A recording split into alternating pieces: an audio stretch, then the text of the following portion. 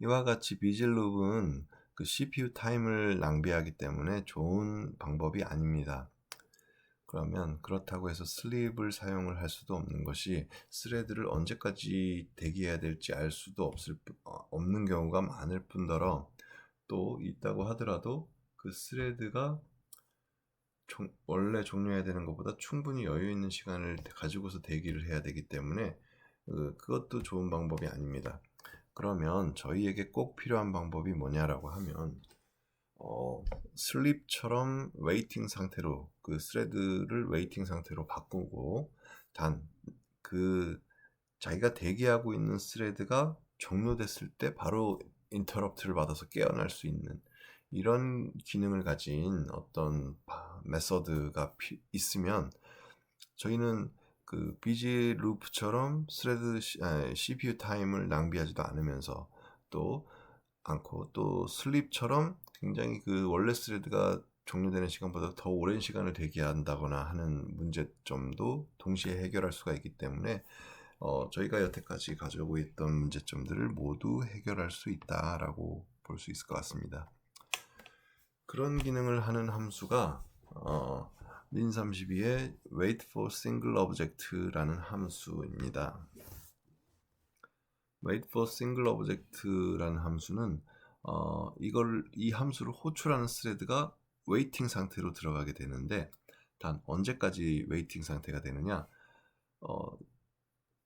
그 wait for single object의 첫 번째 인자로 주어지는 요 핸들, 저희 같은 경우는 스레드의 핸들을 넘기겠죠. 그 스레드가 종료가 되면 이 wait for single object라는 함수가 깨어나게 됩니다. 그런데 이 함수가, 그럼 이 스레드가 종료하지 않으면 무한정 대기를 해야 하느냐? 뭐 그럴 수도 있겠지만, 대부분의 경우는 그 어떤 특정 타임아웃을 주고 이 시간 동안에도 깨어나지 않는다면 대기를 포기하고 함수가 리턴하도록 만들 수가 있습니다. 그래서 wait for single object에서는 인자가 두 개가 되는데, 첫 번째는 자기가 대기하고자 하는 핸들, 그리고 두 번째는 대기하되 이 시간이 지날 때까지도 이 스레드가 종료하지 않으면 깨어날 수 있도록, 메인 스레드가 깨어날 수 있도록 타임아웃을 인자로 주게 됩니다. 사실 여기에 핸들에 올 수 있는 거는 스레드뿐만 아니라 여러 가지 다양한 객체들이 올 수가 있는데, 그 객체들에 대해서 이제 여기서 어떻게 사용되는지에 대해서는 잠시 후에 살펴보도록 하고, 이 함수에 대해서 좀 더 자세하게 보도록 하겠습니다. 예. 이 함수는 설명드렸다시피 이거를 호출한 스레드를 대기 상태로 만들고, 그 대기하고자 하는 스레드 핸들을 넘겨주게 되고, 그 스레드가 타임아웃 안에 종료를 하게 되면 정상적으로 리턴을 하게 되는데, 이 리턴 값으로 될 수 있는 것들은 아래와 같이 네 가지 종류가 있습니다. wait object zero라는 값이 리턴이 되게 되면 이 타임아웃 이내에 대기하는 스레드가 정상적으로 종료가 됐다는 것을 의미하고, 또 wait timeout이 리턴됐다는 얘기는 이 시간이 지나도록 이 스레드가 종료하지 않았다, 아직도 실행 중이다 라고 생각을 하면 될 것 같습니다. wait abandoned라는 그 리턴 값은 아직 배우진 않았는데, 스레드가 뮤텍스를 소유하게 되었는데 그 소유한 뮤텍스를 릴리즈하지 않고, 즉 소유권을 놓지 않고서 스레드가 종료된 경우에는 wait abandoned라는 리턴 값을 가지게 됩니다. 또 wait fail이라는 거는 이제 전혀 예를 들면 이런 거죠. 이제 저희가 핸들에 이제 커널 오브젝트의 핸들을 넘겨줘야 되는데, 실제로는 그게 삭제된 핸들이라든가, 이미 커널 오브젝트는 삭제된 커널 오브젝트를 가리키는 핸들이라든가 완전히 잘못된 값을 넘겨주게 되면 wait failed 값을 리턴하고 바로 빠져나오게 됩니다. 그리고 또 하나, 여기에 그러면 무한정 대기할 수는 없느냐? 예를 들면 저희가 2초간 대기한다거나 물론 그럴 수도 있겠지만, 특정한 경우에는 특정한 경우에는 이 스레드가 종료할 때까지 그냥 계속 대기해라, 이럴 필요도 있겠죠.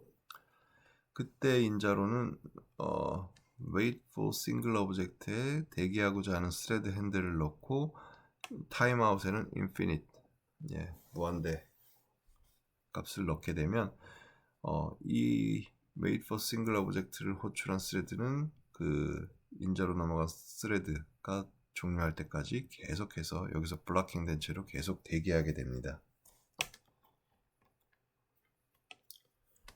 자, 그러면 위에서 보면은 함수의 이름이 좀 이상하다고 느낄 수 있는데, 스레드의 종료를 대기하는 거는 뭐 함수의 이름을 스레드의 종료를 대기한다거나 이런 식으로 사용을 할 수가 있었을 텐데, wait for single object 또는 뭐 wait for multiple object라고 되어 있는 함수들이 이런 이름을 가지게 되는데 약간 좀 특이하죠.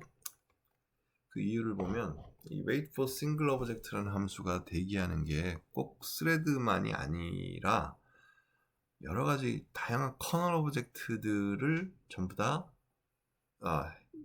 첫 번째 인자로 wait for single object의 첫 번째 인자로 스레드뿐만 아니라 뭐 파일이 될 수도 있고 뭐 프로세스가 될 수도 있고 뮤텍스가 될 수도 있고 세마포어가 될 수 있고 굉장히 여러 가지의 커널 오브젝트들의 핸들이 wait for single object의 첫 번째 인자로 넘어가게 됩니다. 그러면 앞에서 설명을 할 때 그 스레드의 경우는 wait for single object를 호출하게 되면 그 스레드가 종료할 때까지 대기한다고 했는데, 그럼 파일 같은 경우는 어떻게 될까?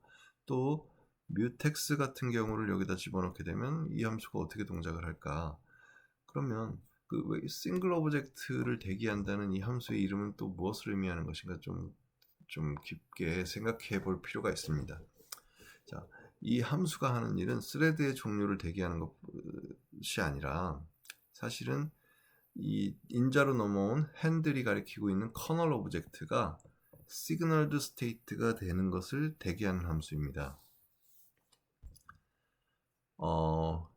좀 자세하게 설명을 해보도록 하겠습니다. 제가 그 지난 시간에 그 커널 오브젝트에 대해서 설명을 드렸고, 그 커널 오브젝트라는 거는 그 커널 내부에 있는 자료 구조인데, 그 자료 구조를 직접적으로 사용자 공간에서 수정을 할 수가 없고, 그 핸들이라는 값을 통해서 그 커널 오브젝트마다 그 고유한 아이디를 가지는데, 그게 아이디를 핸들이라고 말씀드렸죠. 그 핸들을 통해서만 커널 오브젝트의 어떤 연산을 수행을 할 수가 있다라고 말씀드렸지 않습니까? 자, 그런데 그 커널 오브젝트들이 굉장히 다양한 종류가 있죠. 뭐 스레드도 커널 오브젝트가 될 것이고, 프로세스도 커널 오브젝트가 됩니다. 그리고 파일도 커널 오브젝트가 될 거고, 뮤텍스도 커널 오브젝트가 됩니다.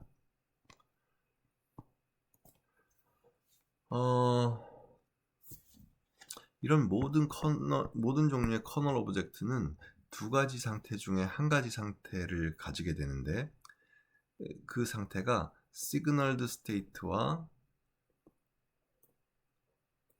non 시그널드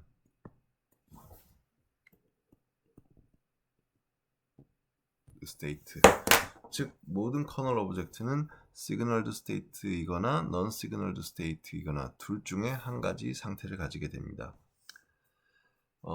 스레드 같은 경우는 스레드가 실행 중인 상태에서는 non 시그널드 스테이트로 있게 되는데, 그 스레드가 종료하는 시점이 되면 그 커널 오브젝트의 스테이터스가 시그널드 스테이트로 바뀌게 됩니다. 프로세스도 마찬가지죠. 프로세스도 그 프로세스가 실행 중일 때에는 non 시그널드 스테이트지만, 프로세스가 그 실행을 마치고 종료하게 되면 그 프로세스의 커널 오브젝트는 시그널드 스테이트로 바뀌게 됩니다. 자, 뮤텍스와 세마포에 대해서는, 그리고 뮤텍스, 세마포, 이벤트 같은 것들에 대해서는 그 챕터 4의 그 synchronization 챕터에서 살펴보도록 하고, 다시 그 wait for single object라는 함수에 대해서 좀 더 다뤄보도록 하겠습니다.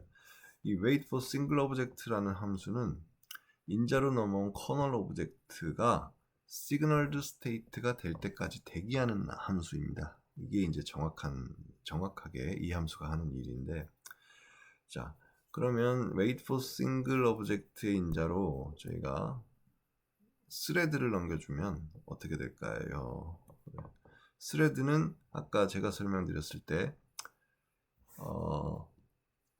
스레드가 실행 중일 때는 non signaled state고 스레드가 종료했을 때 이제 signaled state가 되니까 wait for single object에 여기 스레드 핸들이 넘어가게 되면 이 함수는 언제까지 대기하느냐? 즉 스레드가 signaled state가 될 때까지, 즉 종료될 때까지 대기하는 역할을 하게 됩니다. 예, 여기에 있죠. 스레드는 signaled state가 thread terminates, thread가 종료됐을 때, non-signaled state가 thread is running, thread가 동작 중일 때. 자, wait for single object는 그 인자로 넘어온 kernel object가 signaled state가 될 때까지 대기한다. process 똑같습니다. process도 wait for single object의 첫 번째 인자로 process의 핸들이 넘어가게 되면 그 프로세스가 signaled state가 될 때까지, 그 말은 즉 프로세스가 종료될 때까지 대기하는 역할을 할 수가 있습니다. 예. 프로세스도 non-signaled state는 프로세스가 아직 실행 중일 때는 프로세스의 kernel object는 non-signaled state에 있게 됩니다. 예.